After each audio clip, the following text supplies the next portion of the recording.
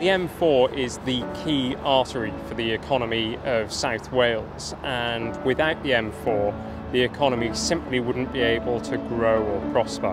It's absolutely essential for investors to be able to see that Wales is open for business, and I think demonstrating that by making sure that the Brynglas Tunnels has the investment that it requires is very important.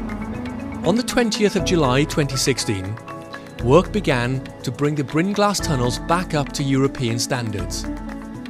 These closures will take place 4 nights a week from 8 p.m. till 6 a.m. This includes a limited number of short weekend closures.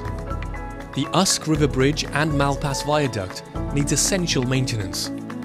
Once completed, the tunnel, the bridge and the viaduct will be back up to standard. We're on track to see completion in spring of 2018, but there will be points at which the roadworks actually cease. So, for example, during the Six Nations and the Champions League final and other major events.